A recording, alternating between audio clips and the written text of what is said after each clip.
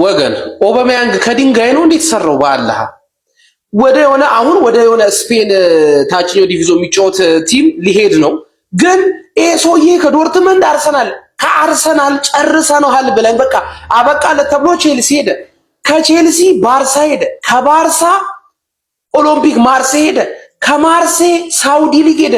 ከሳውዲ ማርሴ መጣ። አርሰናል ቤት እኮ ጨርሷል ብለን እኮ የለቀቅነው ሰዓት ላይ ነው። አሁን ደግሞ ከማርሴ ወደ ስፔን ምንድነው? ሰው ነው ወይስ ምንድነው? ወንድም አለም በአላህ ምንድነው? ፈረንሳይ እስካሁን ድረስ ብቻ ነው ዋንጫ ያልበላችሁ። ከዚህ በኋላ ዚነዲን ዚዳን ገብቷል። በጀርመን ደግሞ የርገን ክሎፕ ምን አይነት የሀገራት ጨዋታ ልናይ እንደምችል አስባችሁታል? ወደ መጨረሻው ወደ ክለባችን ዜና አልፋለሁ። እባካችሁ 100 ሰዎች ኮፒ ሊንክ አድርጉ። አሁንም እየተኛ ነው ቪዲዮ ሲደረግ ይነሳል። ስተውት ደግሞ ኤጀንቱን እንግዲህ ከአርሰናል ውጪ ምንም አይነት ጥያቄ ቢመጣ ደውለውላ እንድታወራኝ አልፈልግም ያለው ጀግናችን እንግዲህ ሁለተኛ ፈራማችን ነው። 24 አመቱ ነው። የክለብ ብሩጅ የአመቱ ምርጥ ተጫዋችን ቁርጣጥሞ የበላ የጎል ተሳትፎ ከተጫወቶ በላይ ያደረገ ተጫዋች እየመጣ ነው። በደንብ ኮፒ ሊንክ አድርግ ብራዘር። ሂር ዊ ጎ። ዛሬ እንባላለን። ማኒዮ ኩኔ እንግዲህ የዩናይትድ ሶስተኛ ፈራሚ የመሆን እድል አለው በመሃል ሜዳው በኩል። እንግዲህ ትናንትና ፋብሪዞ እንዳሳወቀው ከሆነ ተጫዋቹ ወኪል ጋር ዩናይትዶች ደውለው ስለ ተጫዋቹ ሁኔታ እንዳጣሩ እንግዲህ ተናግሯልና ሶስተኛ ሚድፊልደር እንደሚፈልጉና ቃለም ፕላስ ደግሞ ማኒዮ ኩኔ ከዩናይትድ ጋር በደንብ ስሙ ተያይዟል። የጉዳት ሂስትሪ ነው ትንሽ የሚያሳስበው፣ ግን ያን ነገር በደንብ ያጠኑበታል ብዬ አስባለሁና ምናልባት እሱ የመሆን እድል አለው። ካማቪንጋም እየተባለ ይገኛል፣ ግን ካማቪንጋ ማድሪድን ለቆ መውጣት እንደማይፈልግ ነው የተነገረ የሚገኘው። የማኒዮ ኩኔ ጉዳይ ግን ዩናይትዶች በደንብ እየገፉበት ይመስላል። ምናልባት እሱን የመመልከት እድላችን ሰፊ ይመስላል። ምን ታስባላችሁ? የጉዳት ሂስትሪውን በደንብ አይታችኋል ብዬ አስባለሁና ከሱ አንፃር አያሰጋንም።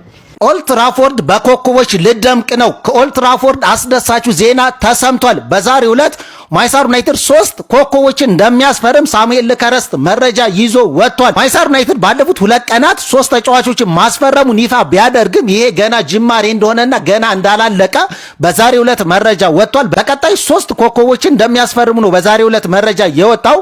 ማንቸስተር ዩናይትድ የግራ መስመር ተከላካይ፣ የተከላካይ አማካኝ እንዲሁም ደግሞ ዊንገር እንደሚያስፈርም መረጃ ወጥቷል። ሳሙኤል ልከረስት ዩናይትድ ገና ዝውውር እንዳልጨረሰ በቀጣይ 3 ትልልቅ ዝውውሮችን እንደሚፈጽም በዛሬው ዕለት መረጃ ይዞ ወጥቷል።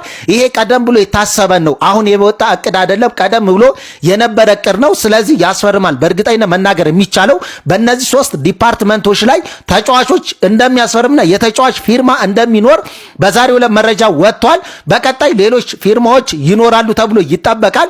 በዚህ ጉዳይ እናንተ ያላችሁን አስተያየት፣ ሀሳብ አካፍሉኝ። ማን ቢፈርም ደስ ይላችኋል? ሀሳባችሁን ኮሜንት ሴክሽን ላይ አካፍሉኝ። ቢስሚላህ እዩት እስቲ። ይሄ ጃኬት እንዴት ነው የሚያምረው! ፋሚሊ በየአመቱ አዳዲስ ነው የሚያመጡት። በየአመቱ አከሰሩን እኮ ፋሚሊ። ከዚህ በፊት እኔ ቤላ እንደውም በጥቁር አምጥተውልኝ ነበር። ከውጭ የሚመጣው በጣም ኦሪጂናል ነውና እኔ አሁን ስለ ቴልማስ ዝውውር ምናምን አይደለም።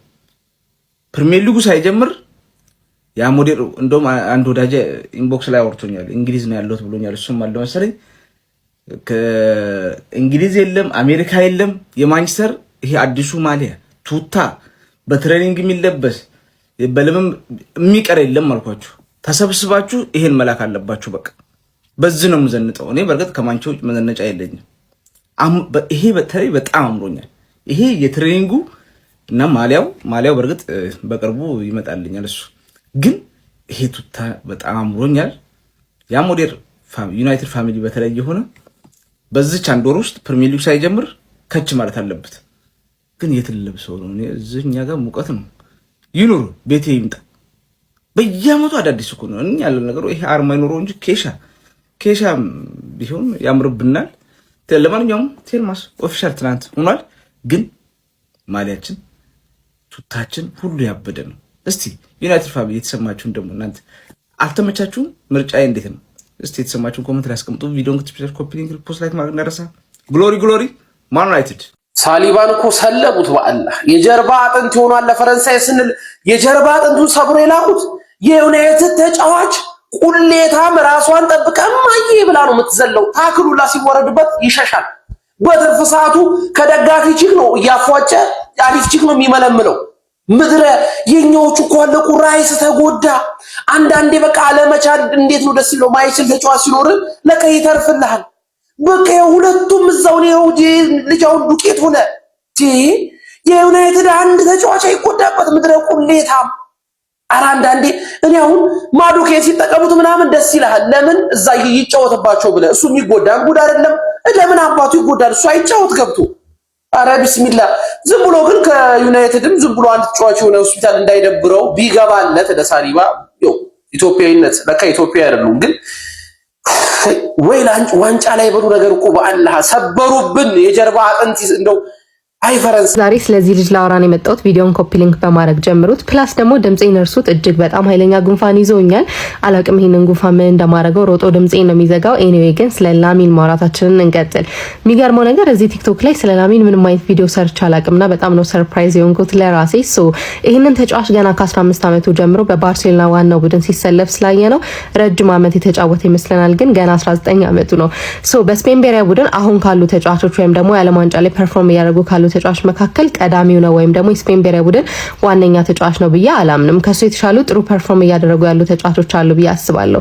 ግን ደግሞ እንደ ቡድን በጣም ትልቅ ጥቅም እየሰጣቸው ያለ ተጫዋች ነው። ትናንትናውን ከፈረንሳይ ጋር ያደረጉትን ጨዋታ አይታችሁ ከሆነ የፍጹም ቅጣት ምቱ መገኘት መነሻም የነበረው እሱ ነው። ሁለተኛውም ጎል እንዲቆጠር ይሁን አስተዋጽኦ አድርጓል ብዬ አስባለሁ። ኤኒዌይ ግን ይሄንን የዓለም ዋንጫ ምን ያህል እንደሚፈልገው ያወኩት ትናንትና ታክሉላ ሲያደርግ ነበር የፈረንሳይ ብሔራዊ ቡድን ላይና ይሄ በጣም አስገራሚ ነው። ከዛ ውጪ ግን ልክ የ18 ዓመቱን ልደት ሲያከብር ፓርቲው ላይ የተፈጠሩ ነገሮች በጣም ብዙ ውዝግቦችን አስነስተው ስለ ላሚን በጣም ብዙ አስተያየቶች እንዲሰጡ አድርገው እንደነበር ይታወቃል። ከዛ በኋላ ግን በሚገርም ሁኔታ ተሻሽሏል ብዬ አስባለሁ። ከሜዳ ውጪ በነበሩት ነገሮች ማለት ነው። ለምሳሌ ሶሻል ሚዲያ አጠቃቀሙን ማኔጅ ያደረገበት መንገድ ኦ ማይ ጋድ በጣም አስገራሚ ነው ብዬ አስባለሁና እንዴት ሶሻል ሚዲያ አጠቃቀሙ ትንሽ የሚረብሽ ነገሮች እንደነበሩት ምናምን ተመልክተናል። እሱን ሃንድል ያደረገበት መንገድ በጣም አሜዚንግ ነው። ከዛ በኋላ ደግሞ ለፋሚሊ ያለው ነገር ምናምን እሱም ሌላ በጣም የሆነ እንደ ሰው ደግሞ እንድትወዱት የሚያደርጋችሁ ነገር ነው።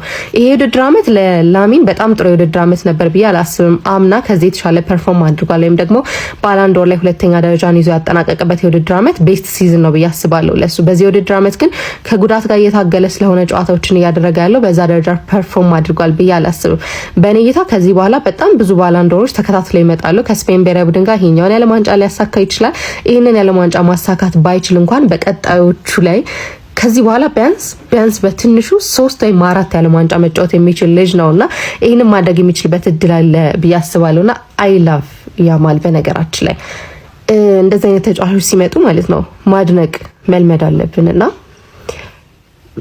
ይሄንን ተጫዋች ለመጥራት ምንም አይነት ምክንያት አለን ብዬ አላስብም። እሱን አፕሪሺየት ማድረግ ያለብን ይመስለኛል ባይ። የኛ ወሳኝ ተጫዋቾቻችን ሰርጀሪ መችግቡ ሚል ችግር ላይ ናቸው። ታመው ተጎድተው ህዝቤ ደልቦ አራስ ቤት ሲቀለብ የኖረች ዲኤምቢሙ መላጣ እንዲ ነው የሚያብለጨልጨው አምሮበት መጣ። አማድ ያለው አመዳም ነው ገንዘብ አይከፈሉም እንዴ እንዳልተባለ አሁን ከካላፊዮሪ ትበልጣለህ ያሉት ነው የእንግሊዝ ያሉ ችኮች። ዶርጎ ጅብነ መቼም አባል ታምራ አትችልም። ሰው እንደዛ ጀርበይን ወገብ ያለቀ ብሎ ከሜዳ ይወጣ እና አቶ ይሄ የዛ የተረገመ የክለብ ሴራ ነው። ክለብ የትም አይደርስም ምናምንና ዱነ ፏብለ ተጫወት ደግሞ ከ15 ቀን በኋላ ፓርቲ አለ ተብለህ እዛ የክለብ ልጨፍር እንዲደልበ ተስማምቶ መጣሃረና እግር ኳስ በቃ ለሚያላግጥም የሚጋደልም እኩል ተጫዋች ነው የሚባለው። ምን ይመሳሰላሉ? ኢምቢሞ እንደዚህ ደላልበህ ትመጣልኝ። ሰው እኮ እያለቀ እኮ ነው እዛ ምድረ ጉልበት ቆጣ